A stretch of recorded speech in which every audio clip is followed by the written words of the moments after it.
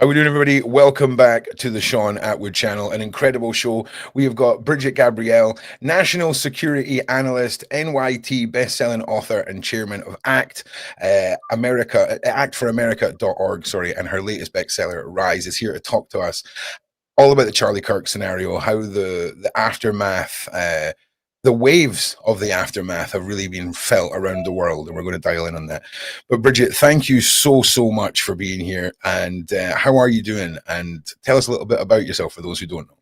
Oh, thank you for having me on the show with you. I'm delighted to be with you.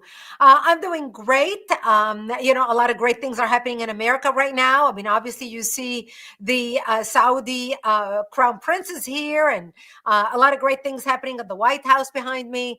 But the country's moving on. The shock of the death of Charlie Kirk shocked the conservative movement in America. It made us realize that we have moved to a different stage in our country. We are known as a country where you can debate ideas. You can sit around the table and passionately agree to disagree, walking away thinking, okay, maybe I learned something from the opposite point of view. We realized after the death of Charlie Kirk that the country has shifted. The left is no longer, while they espouse tolerance, they are no longer tolerant of any view that it contradicts their own. And so that was a major loss for the conservative movement and a major wake-up call for the conservative movement, for the right in America to realize that we have to fight differently in order to preserve our country. Yeah. And let's take it back to the day that happened. And I think just to sort of cover from the start, Brigitte, what was your reaction to the initial announcement of Charlie's death? I mean, you've seen how the internet and the world reacted. You had people going to churches for the first time and all the rest. How did it impact you personally, Brigitte? Well, I was actually on a plane flying across the country. We had just, sat on a plane and took off for 6 hours, flying from the East Coast to California. And while I was on emailing back and forth with my staff, thankfully we have email on the plane right now. My staff actually had a group text message that says, "Oh my gosh, can you believe it? This is unbelievable." And, I responded, what are you talking about? Of course, I'm on a plane, 35,000 feet in the sky. Yeah. And that's how I found out about Charlie Kirk's shooting and later death. And by the time I landed in California, I was in utter shock. It shocked the country. It is sad for anybody on the conservative side, whether you knew Charlie or not, whether you worked with Charlie Kirk or not. All of us, especially people like me, like Charlie, who are very prominent speakers in the country, who are very well known. We travel, we've got a huge following. We are on the media, on the news all the time. It was very concerning time in California. When I landed, I had 3 major public speaking engagement where we had to call the city police to get involved. Demonstrators showed up at my event. We had to move it indoors, away from windows, fearing a shooting or problems. So it changed the way, definitely that way, the way we conducted our activism. And you mentioned there having to go inside, stay away from windows. Have you seen a rise in that sort of added security since Charlie Kirk's sad assassination, as I like to say? Have you noticed that you've had to really up your game since then? And is that in reflection to just what happened to Charlie, or have you noticed more radical individuals turning up when you're traveling?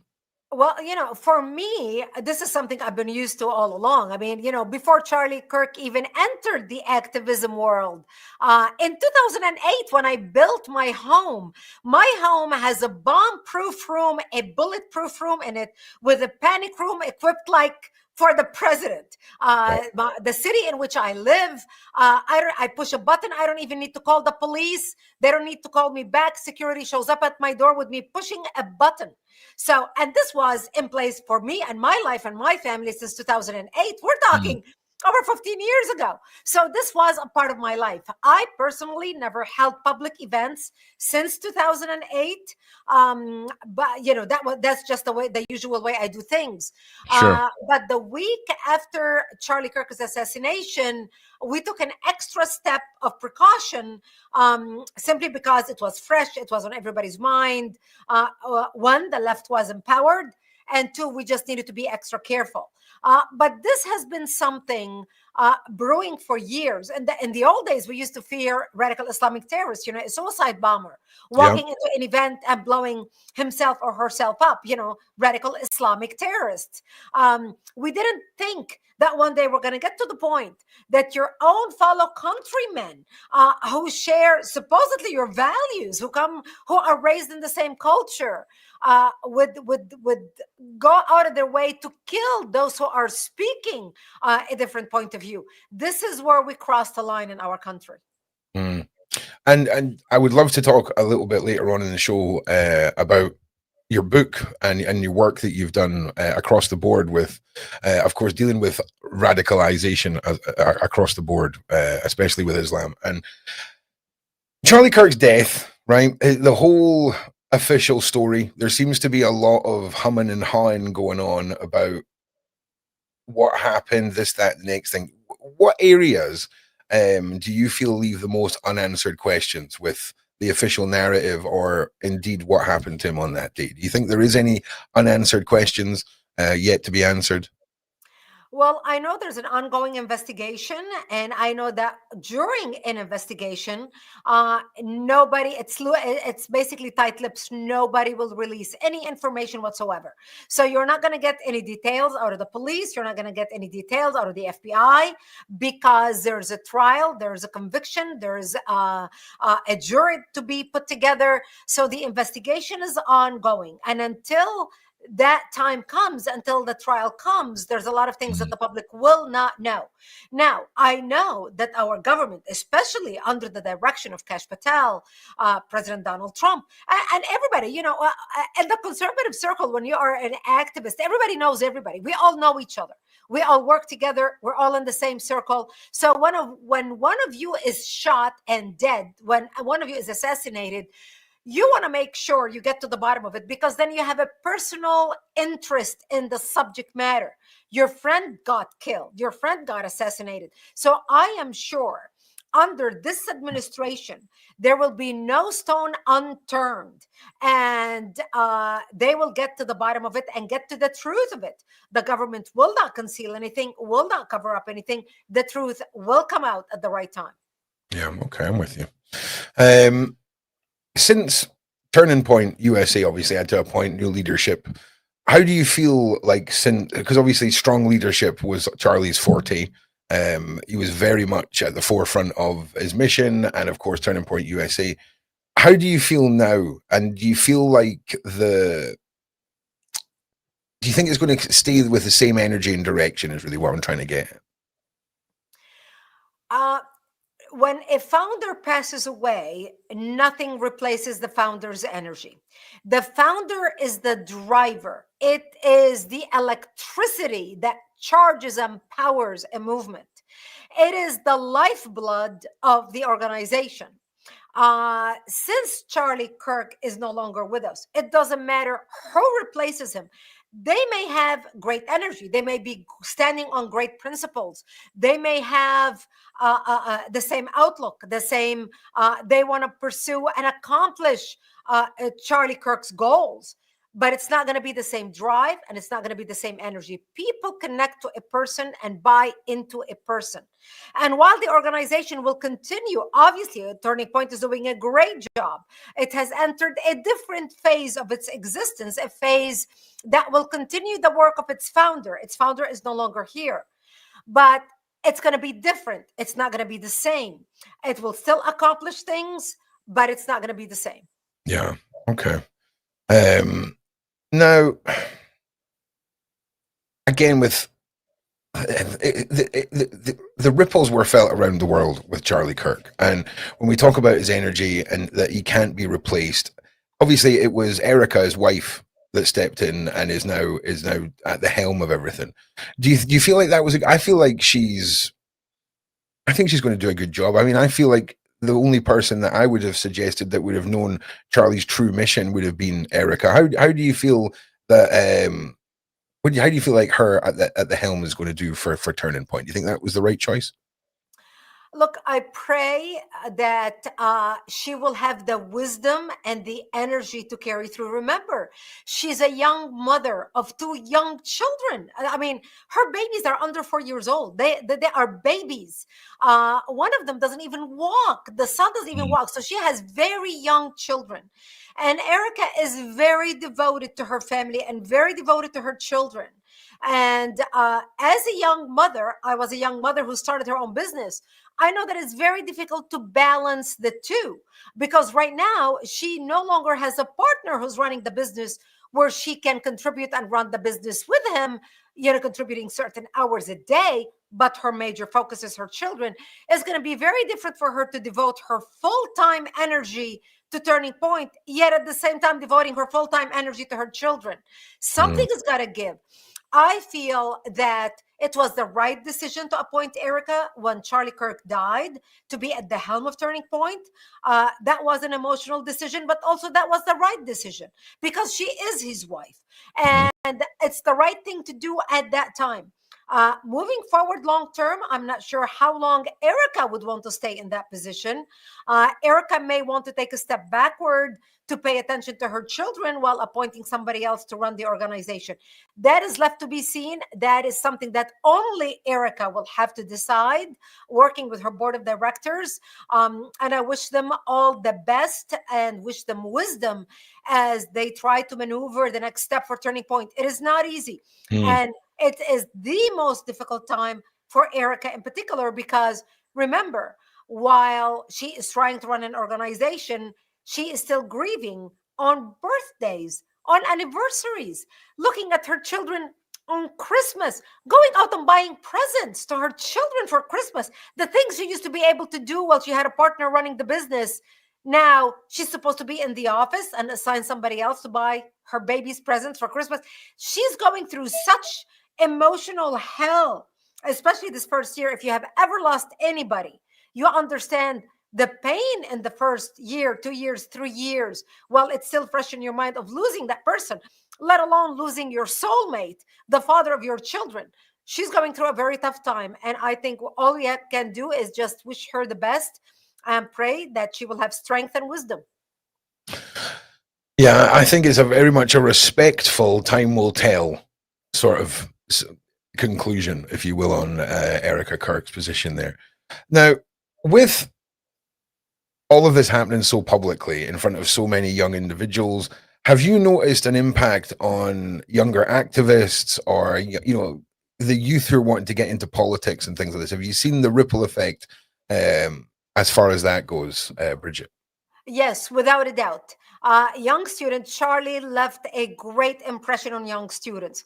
He was amazing in his activism. He was able to reach a segment in society that was totally lost in America. He found the void and he filled that void. And so after his death, a lot of people, a lot of young students felt called to basically become more active. A lot of people who didn't even know him, but realized, you know what? I mean, yes, we have our own ideology. Yes, we are on supposedly this left. Young students are still trying to evaluate where they are in life. I mean, when you're 18, 19 years old, you're a baby adult. You're still Mm, basing your decisions on a 13-year-old teenager and your experience at the 13, 14, 15-year-old. So they don't need know much. They're trying to evaluate. And a lot of them were shocked to see this young man who has two young children that they have watched on social media be shot right in front of their eyes. I mean, the video of Charlie's shooting was played live on social media where, he got hit, blood's pouring out of his face, he falls down. I mean, everybody who watched that cannot not watch that. Mhm. And I think that left an impression on people, on young people in particular.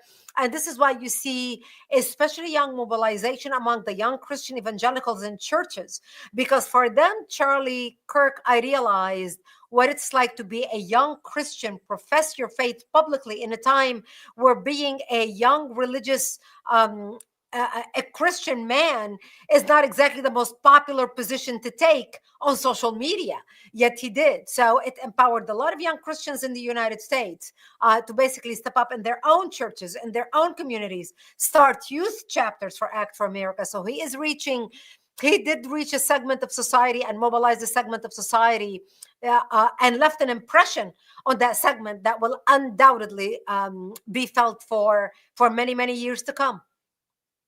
Yeah, it's undoubtedly the work that Charlie's done is going to continue, and hopefully it's built upon, because I think my ideal or my mindset doesn't line up with every single thing that Charlie Kirk stood for, but it's a hell of a lot more than the other side. It's a massive a lot more than the other side, and the the reaction and the way that the lefts refer to him as a Nazi, they use these words that they'll put on posters and plaster around campuses. I mean, obviously it's free speech and all the rest of it, but when it comes to educational institutes and places where, like you say, we've got young, malleable minds, these sort of words and things like this, do you not think that we need to do something to clamp down on the sort of over the top use of these descriptions of people?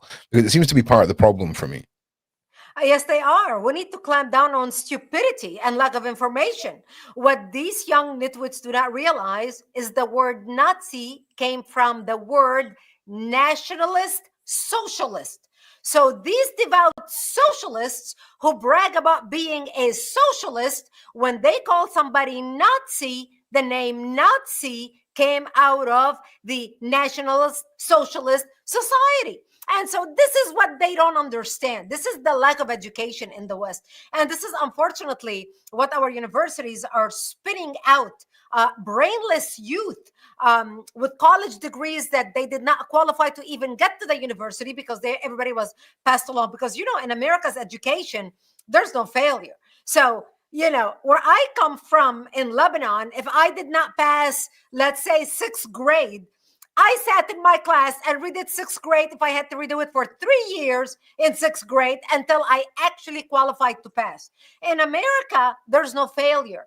You pass every grade, whether you know how to read or write, whether you know how to think, whether you know how to compose a sentence, because we have become a society that does not want to offend people's sensibilities. Mhm. So we pass everybody to build their self-esteem. So you have these kids who get to college, who, you look at them and think, how did this individual actually made it to college? But that's how they made it to college, who are unable to think nor acknowledge anything. So you've got a lot of brainless students who grab onto an emotional issue, justice, equality, whatever it is, and they start throwing names out. They don't even know where their names came from, like Nazis.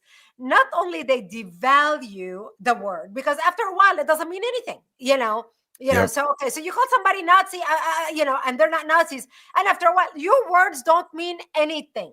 But the danger is when young people believe that Nazism is bad, and you justify killing a Nazi and murdering a man like Charlie Kirk because of your lack of intelligence, because of your stupidity, calling somebody like Charlie Kirk a Nazi and then justifying his murder. That's where the danger comes from, because then you have brainless robots of a human being mobilized with the justification to kill another human being in the name of social justice, without any remorse, without any conscience, without any empathy. Then you're talking about a society that has been turned into robots with the sole intention to kill anybody who does not agree with them. And that's where the danger lies. And that's why we fight so hard to expose that, to mobilize the right to stand against that. That's exactly what my organization, Act for America, does. We are the adult version of Turning Point. We have over 5 million members nationwide. We have people on the ground in 97% of US counties nationwide in the United States. So we are mobilizing people to stand up and say, as adults, you need to stand up and become involved and create chapters in your own community to fight this level of propaganda. Pass laws in your local level, at the federal level, as well as at the state level, to protect the country. For example, my organization was behind deporting all Hamas visa holders in the United States. My organization was behind cutting off millions of dollars to universities, Harvard, Columbia, Yale, Duke, etc., etc. So that's what we do, because this is the way to fight the leftist mobilization and the radicalization that's now starting to cost lives. Oh, listen, don't worry. We are going to talk very, very shortly about the radicalization, about extremism, about Islam, about some of the stuff that's going on in my country that is very reflective of what's going on around the world right now, because it would be an injustice not to touch on that during this interview. But a couple more questions just on Charlie before I try and professionally segue us into the next section here. Before I do that, ladies and gentlemen at home, like and subscribe. If you can please share and push this out, I would much appreciate it. Now, we're going to have to be a bit speculative here, but what did you imagine that Charlie would have wanted the first point of action and the first focus moving forward for Turning Point to have been after his passing?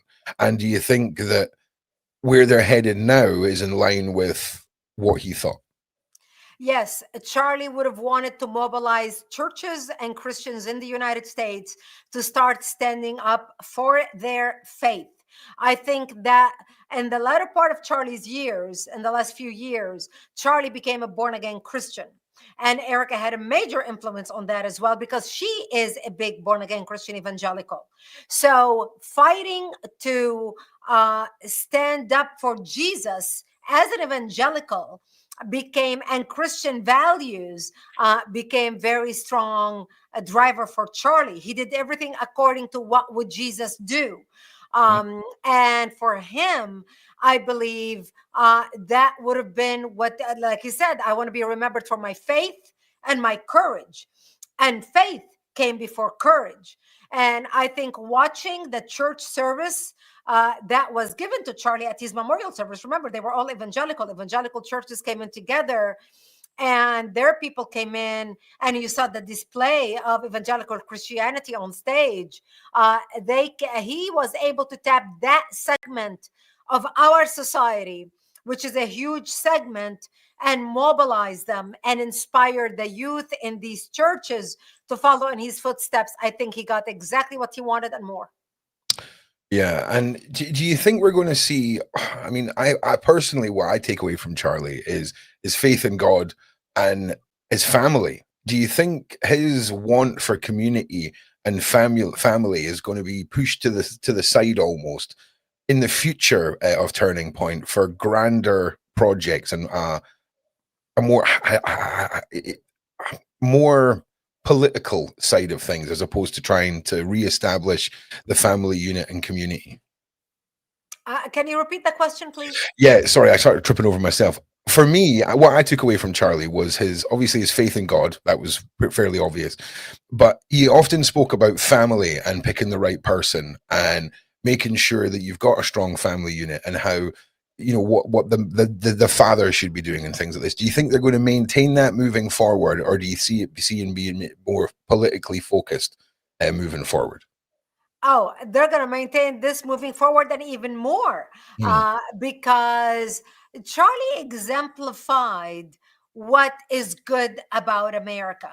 You have a dream, you pursue your dream, you start your business, you get married, you start a family, you provide for your family, you devote time for your family on the weekend. We have become a society where everybody is hooked to their cell phones 24 hours a day. A lot of people during the weekend don't even pay attention to their family, because even while they're playing with their kids, They are on this, Yeah. checking their social media, etc., instead of paying attention to their children. I think Charlie's message of turn your cell phones off, pay attention, be present with your family. I think the be present with your family members, regardless of who they are, your sister, your mom, your dad, whether you're married or not, your significant other, your girlfriend, your boyfriend, whoever you are with, be present. Put a day away to just focus on the family and focus on your creator, and just disconnect from the world, disconnect from all the material thing, and dedicate a day to become a spiritual person. I think that is a wonderful message for people in general, whether they are believing, whether you are a believing Christian or not, whether it doesn't matter where you come on the Christian faith, or whether you are a Jew or whether you are a Christian or whatever. I think that's such a great message for people. And I think, yes, people looking at, especially the young, looking at Charlie's example of getting married, having children, how that focuses you as a man. I mean, studies has proven, by the way, Charlie or no Charlie Kirk, studies have proven that when you get married, you get focused, your priorities realign, especially when you become a father, you have more responsibility, your decision making becomes more mature than somebody who just doesn't have to be responsible or accountable to anybody. It's a part of the growing process in life. And so, I think that's going to move forward and more. I think everything that's going to be run is going to be run, as we saw the shift in Turning Point, not just on, I mean, as you can tell, even with Charlie Kirk in the last year, his lectures were not just about politics. His lectures were about finding the right mate, getting married, making babies, having faith, attending churches. So we saw in the last year of his life, basically 50% of his message was a religious message, like a preacher, not just a political activist motivating people on college campus. Yeah, because you see a lot of male leaders popping up on the internet that preach making money, being successful. And Charlie really stood out because his main, like I say, one of his primary focus was the family unit, was meeting your wife when you're 20 and building that family. And I think it's, for me anyway, something that I hope lives on within TPUSA. Now, all of the events that led up before Charlie's death, the public's gone completely bananas over keyboard warrior and keyboard investigating over everything. There's a lot of bizarre events that sort of led up. Do you feel like any of that should be public concern, and does any of it stand out for you? You mean a keyboard? You mean meaning the man that shot him, or you No, mean well, rhetoric no. on social media? Well, there's a lot of people talking on the internet about why this has happened. Is the story, the official story, real? All the rest of it, and there was a lot of bizarre things that Charlie had said beforehand, and some people believe that that was one of the reasons that the events took place. Do you feel like there was any bizarre inconsistencies with anything that Charlie had said or done on the run up to what happened to him? I don't think anything Charlie said or done. If you are referring to Israel killed Charlie, that's absolutely baloney. Israel will never do such a thing. I work with a lot of Jewish people. I know a lot of Jewish people. For decades, and I can tell you, Israel will not do such a thing. You can take that to the bank. There's a lot of conspiracy theories on the internet. People like to come up with different ideas as to who killed him, why they killed him, etc. The Jews may not agree with you, but they're not going to come out and kill you, not unless you're a terrorist building a nuclear weapon and trying to bomb them. Then they will take you out, but they will not take out a friend like Charlie Kirk. They just don't do that. Yeah, I think it's one of the biggest speculations, and to be perfectly honest, it's kind of the go-to answer with 90% of conspiracies, Bridget. Okay, it's just it was Israel. Okay, it seems to be a lot of the go-to answer for a lot of conspiracies. Yeah. But I think for a lot of people, it just sort of tied in. People got obsessed with a possible exploding microphone and things like this, and we look back to the pager, as you know, the situation that happened, and it sort of gave a little bit credibility to it. But I wanted to just ask, in case you wanted to have any points, but absolutely, you are categorically stating No, as Israel you had can nothing to do with it. As you can tell, I don't beat around the bush. Good. I'm You glad. ask Brigitte Gabriel something, you're going to get a direct Yeah. answer, even if you beat around the bush. Yeah, listen. If you haven't noticed, you're really intimidating, and I am beating around the bush, so it's fine. It's all good. Don't worry. But no, I just had to But ask the you. reality is, Ron, look, the pager incident in Lebanon was against terrorists Yeah. who are trying to kill the Jews. Charlie Kirk never wanted to kill anybody. Mm. The Jews are not going to kill somebody innocent like Charlie just because they do not agree with him. The Jews are all about debating ideas. They kill those who want to kill them, but they are all about debating ideas. And Israelis do not kill those who want to kill them until they give them every last chance possible, like they gave Hamas. Remember, in 2005, Israel withdrew out of Gaza, gave Gaza to the Palestinians, said, you do your own state.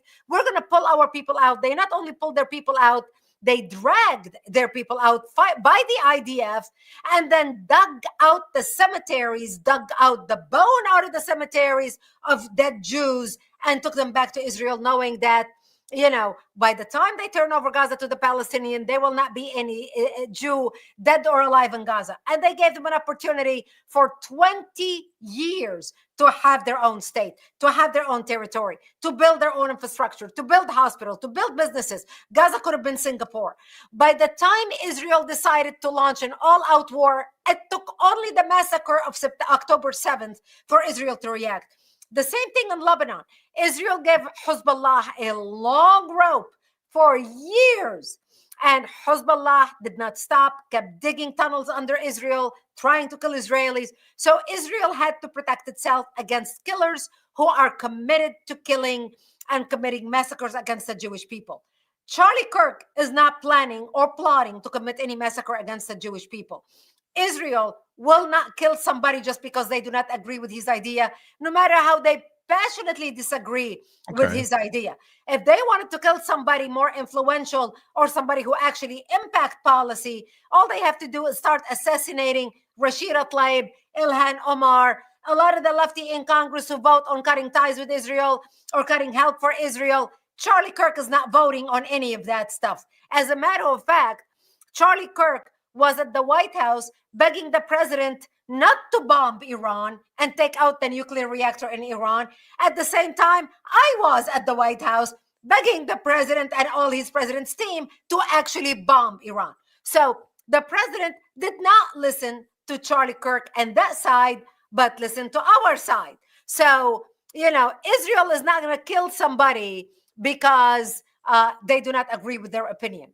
Do you think you could almost misconstrue, though, your response as slightly biased when it comes to Israel and their capabilities?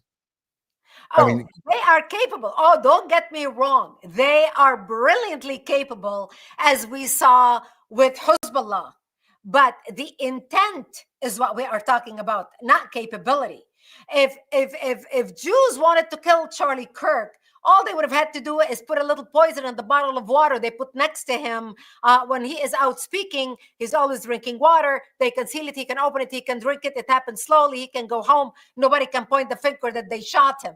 The reason I know all this detail about assassinations is because I have ran through all these assassination attempts on my own life, checking into hotels, not drinking the water publicly when I'm speaking, getting room service delivered to the other room, etc. They would have done it differently, but Jews, it's not that I'm defending their capability. I'm just telling you, knowing them for as long as I know them. And by the way, I'm not Jewish. I never got a dime from Israel.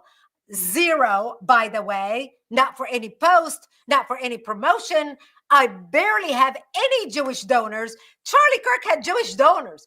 I barely have any Jewish donors. So my word is not going to affect any Jewish donors who may cut off their donation to me, like when Charlie Kirk started changing. Yeah. So I'm telling you the truth as I see it, as a third party who, doesn't really give a flying kite about, when the truth comes out, let the chips fall where they fall.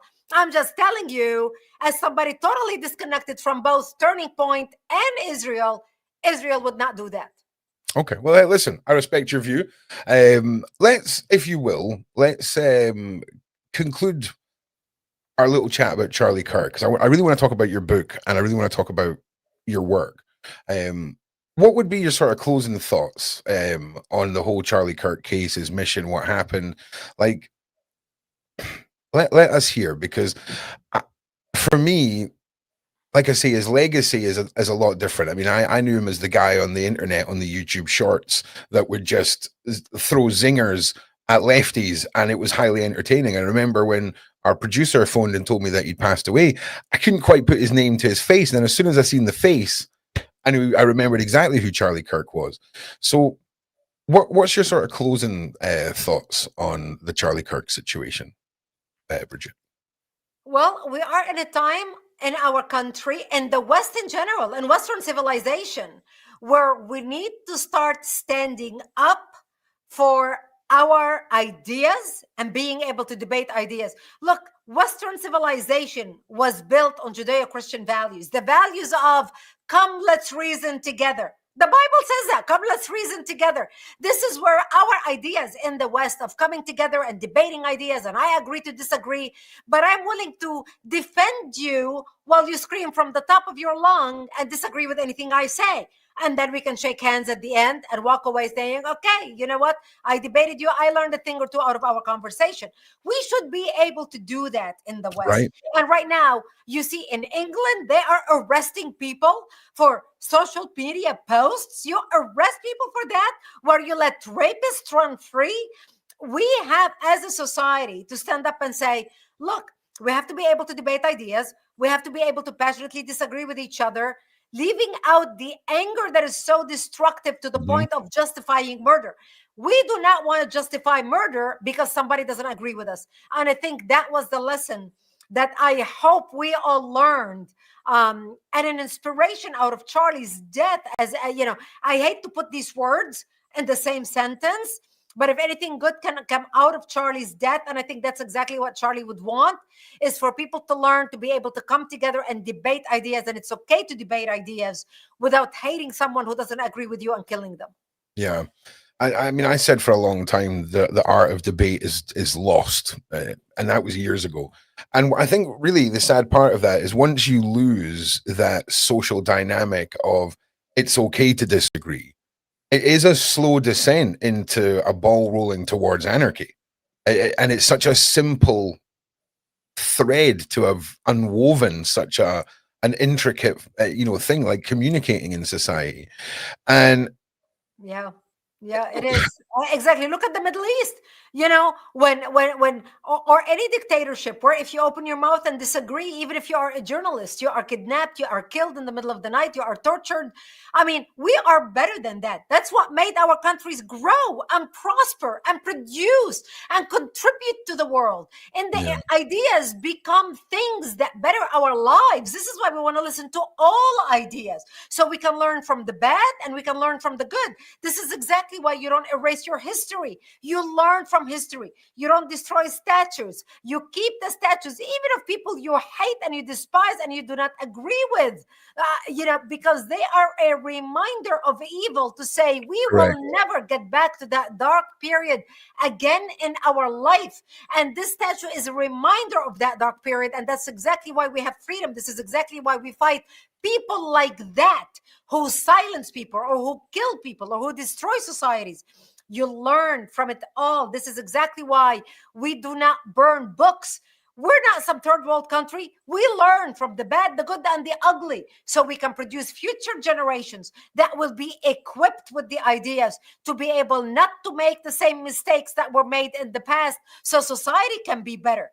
If you rob a culture from being able to do that, you are back to the Stone Age. And this is not a place where we want to be.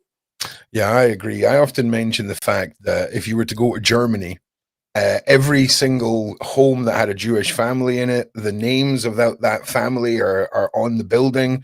They fully acknowledge that, I mean, probably the darkest period in modern history.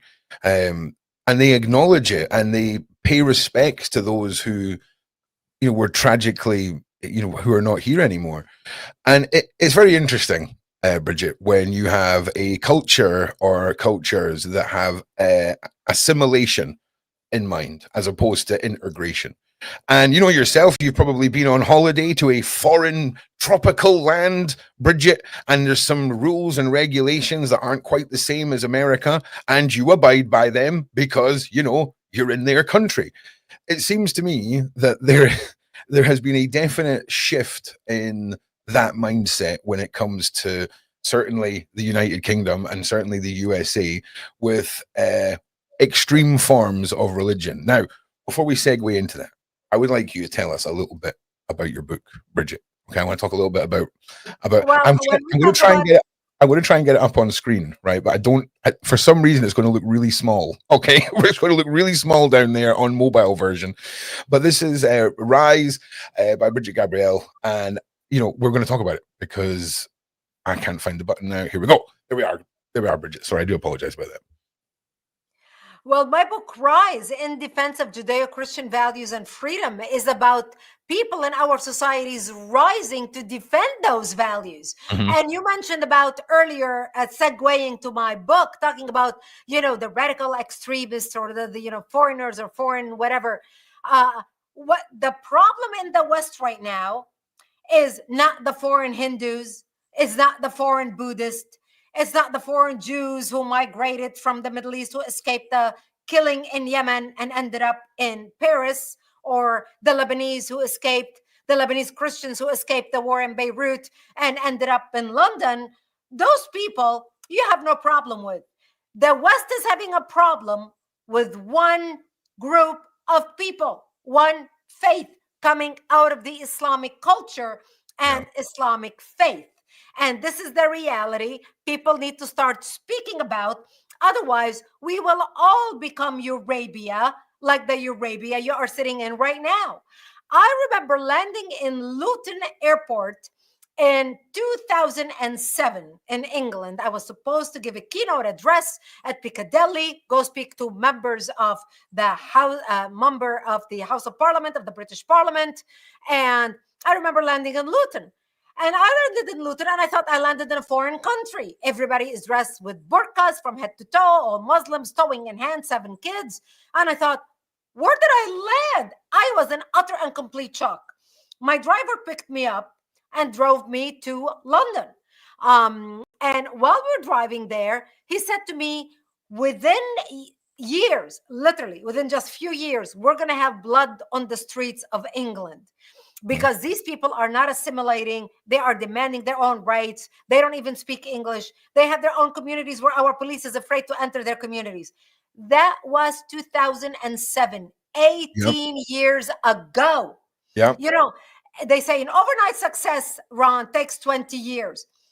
The enemy has been infiltrating us for way longer than that, and we have I agree. tolerated it because we have Yep. become apathetic to and accepted people who are slapping us at every opportunity.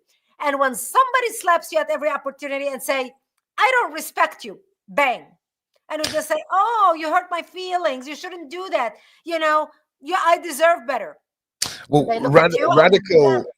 radical ideology has never had such a powerful weapon as it has in the modern left and woke movement. Okay. Yeah. I've seen radical extremists give a speech about how you could never infiltrate the right. They stand for something. But when you stand for nothing, it's easier to infiltrate. And if the, you know, it's incredible to think that certain individuals who are fighting for the French tourists, as I call them, coming over on the boats from Cali, they are given over so many resources. It took so long. We've never managed to fix the homeless situation for the veterans, Bridget. Okay, they've been figuring that out since World War II. Okay, but the boats start arriving and it's solved overnight. This is Yeah. weaponized importation Yes. of an ideology they know isn't going to integrate to create social unrest. So we beg them to save us. They swoop in, and their only solution is to offer digital ID cards. And we're meant to sit here and think this isn't all part of some plan. It's mind blowing, Bridget. It's mind blowing, and that's why people need to be organized. They need to be mobilized. It's not enough to get information. It's important that people organize in their local communities, create groups in their own countries, and start resisting this madness. Because if you don't take care of cancer when cancer is at stage 1, it's Right. very difficult to kill cancer when it's at stage 4. You can guarantee that it's going to kill you. It's not a matter of when. It's not a matter of if. It's a matter of when. And a Yeah. lot of people in Europe sat on the sidelines for too long, not wanting to offend anybody, Correct. because we are open-minded, we are fair, we are tolerant, we open our arms to people because we want to help people. This is a part of who we are as Yeah. Judeo-Christian culture. And by the way, when I talk about Judeo-Christian culture, my book is not religious whatsoever.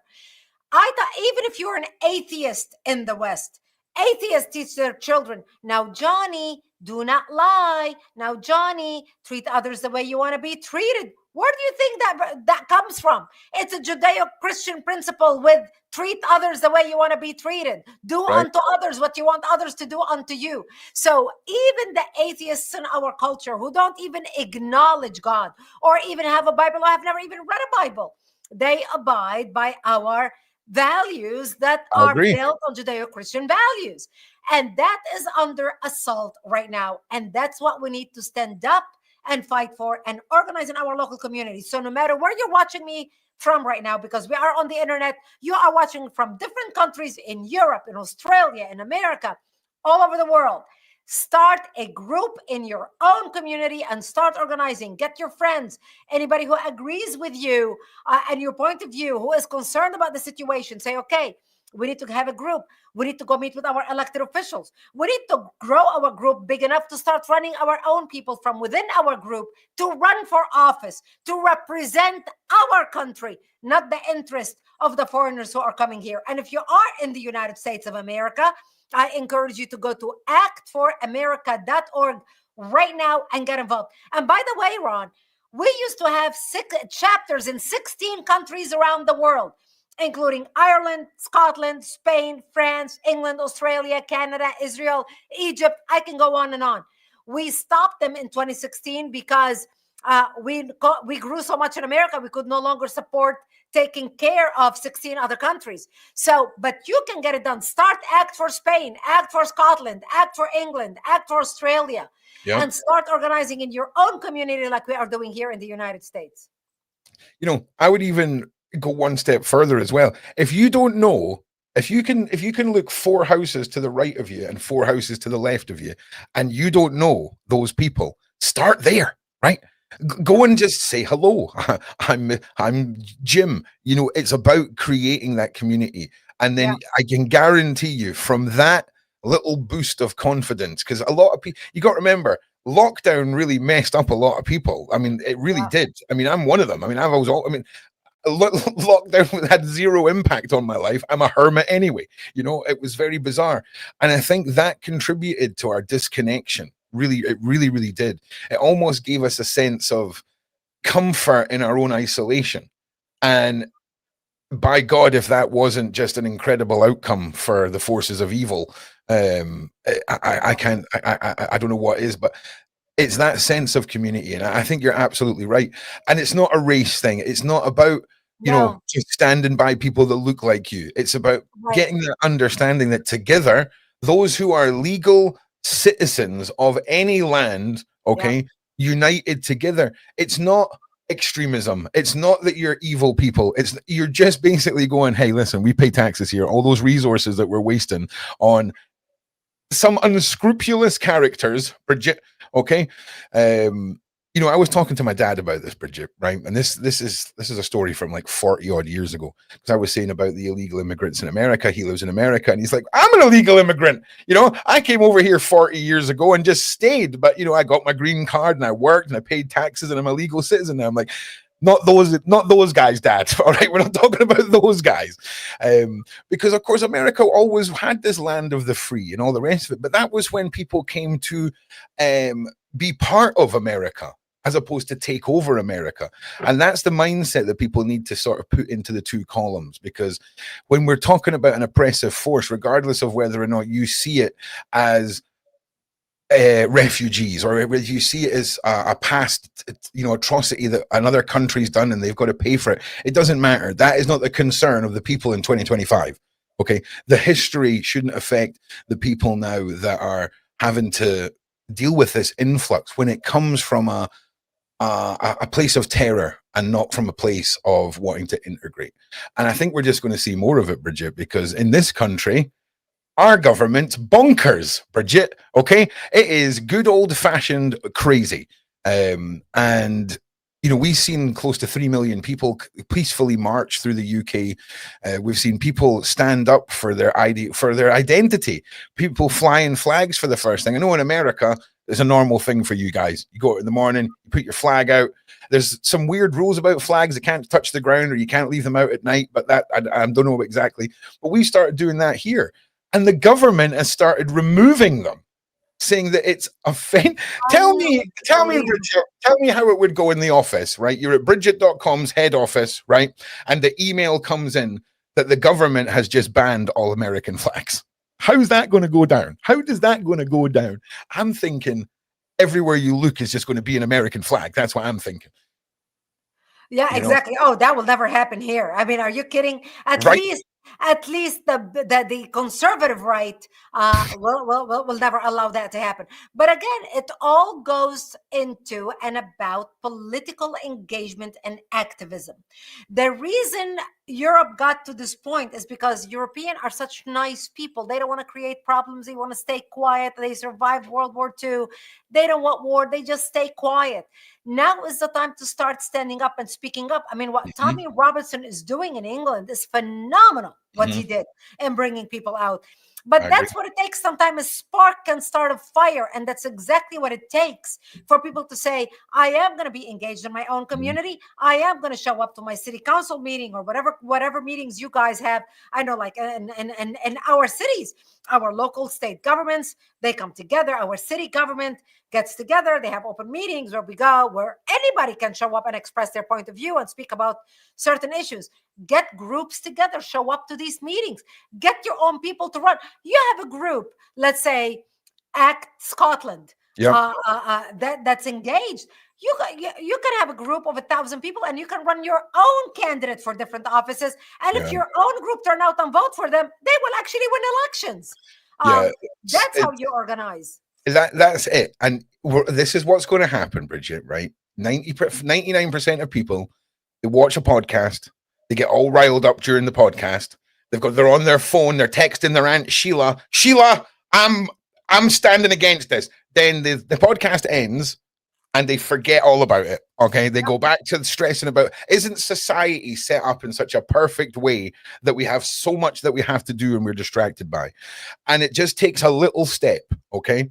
It just takes a little step, everyone, because. And that's exactly why I named my organization Act for America. Not think about America, not hope for America, not pray for America, but act for America. Because without action, nothing happens. You can think and hope and pray all you want, and you should. It's a good thing. But without action, nothing happens. And that's when we launched our chapters. We had Act for Canada, Act for Australia, Act for Scotland, Act for Ireland, Act for Spain. Not think about it, not at that. This is entertainment. Watching a podcast, that's entertainment. Do not confuse activism with entertainment. Showing up to a conference is entertainment. It's just like a concert. A conference is no different than a concert. At a conference, you've got the headliners. Everybody gets excited. Everybody buys tickets. Oh my gosh, we're going to go to this event. They're going to be this speaker and that speaker. I'm going to get my picture taken with so-and-so. And I've got VIP pass to get my picture taken with so-and-so.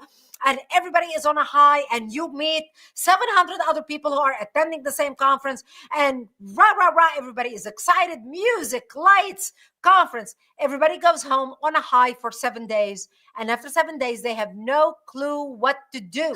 Just like attending an entertainment concert. You go to a headliner who's a singer, let's say Elton John, whoever. Everybody that loves that personality or that entertainer is going to be there. You're listening to the music. You're hearing the words. You all love them. You agree with them. You go home. You are on a high for 7 days. And afterward, you had just been entertained. That's what a conference, a podcast, talk radio, TV show, All this is entertainment unless you take action today by going to actforamerica.org, start a chapter if you are in the United States. Heck, start, do the same thing in your own country, wherever you're listening to us from. Start in your own country. Start a chapter, get your friends together, and start organizing. 100%. I mean, it doesn't matter, your religion or whatever. Just you got to understand. In 10, we've got Sharia laws. We've got Sharia courts in the UK now. We have police stations being told that the Islamic areas should be allowed to police themselves. I'm sorry, but I keep talking about the suffragettes, Brigitte, right? The suffragettes in my country went through hell to get women's rights.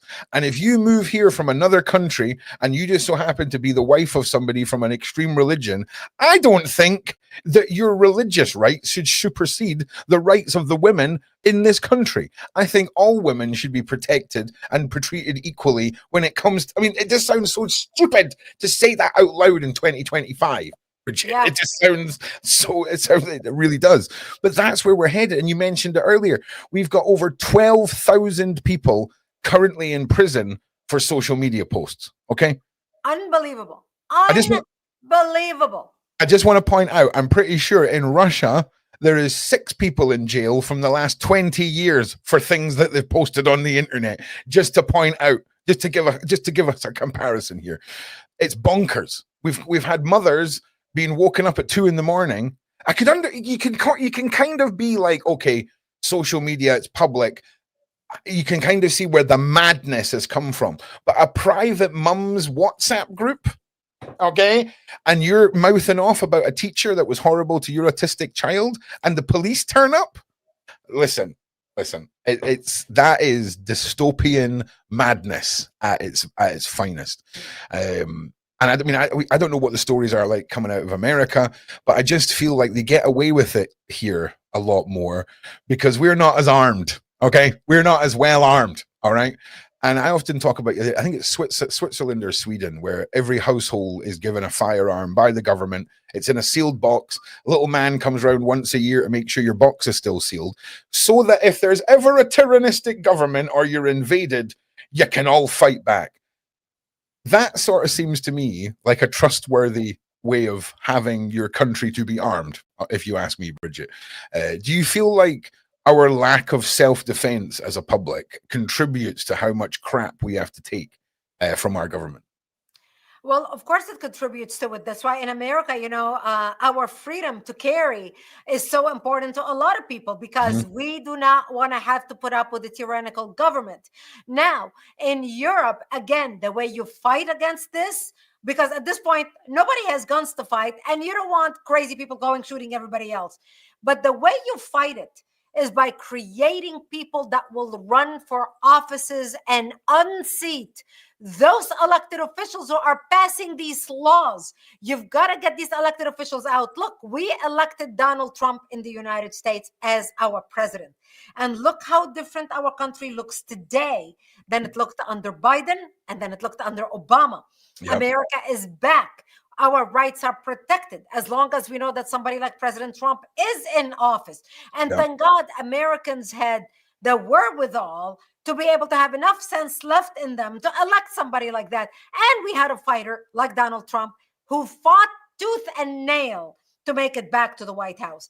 And so in America, at least we have that. But we came out with vengeance, knowing that what was at stake and why we needed to save our country. And that's what is needed in Europe. You need to be able to create a movement where you can run your own candidates for office and get enough votes to go out and get them elected. Yeah, I agree. I mean, I often refer to our chapter in the whole scheme of humanity as we are the wet wipe chapter of human nature. This is not how humans deal with things. We're on a battlefield with shields and swords since the dawn of time. Okay, sometimes it was sticks and stones. Then we managed to forge stuff. We are the most dumbed down wet wipe version of humanity. It's because we like it civil. We don't want to die at 30 of dysentery. We want dentists and stuff. We like civil society. But at some point, you've got to ask yourself, when the people who are making the decisions for us seem to be favoring everyone but us, and we have a set of elitists that favor the rules not applying them towards children. We have a grand global conspiracy of elitists that seem to put us last and our children last. And apparently, we're just a generation that are just going to sit and idly take it and then go back to scrolling.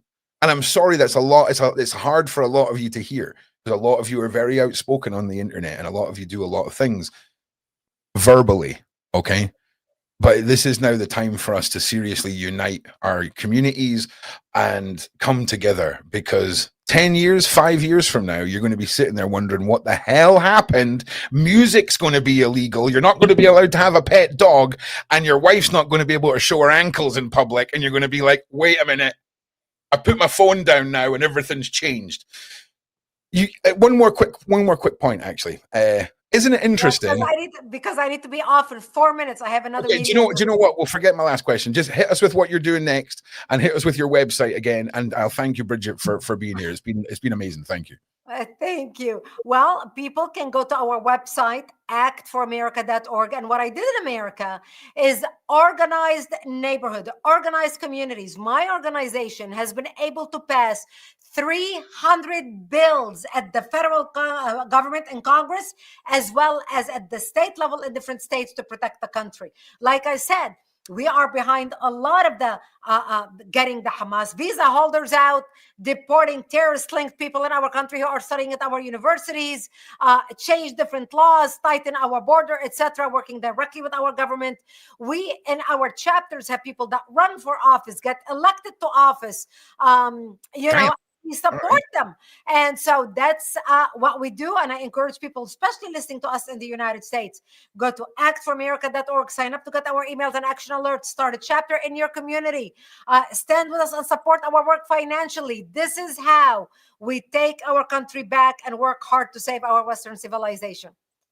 Well, look, you absolutely nailed it. Thank you, Brigitte, for being here. Thank you so much for giving up your time. I really do appreciate it. For everyone that's watching, thank you for being here. Thank you to the board. Thank you to the Sean Atwood channel. Please like and share. I will see you guys back here tomorrow, and I'm looking forward to seeing what we've got in store for the rest of the evening. But Brigitte, thank you so much for being here, and we'll see you all in the next one.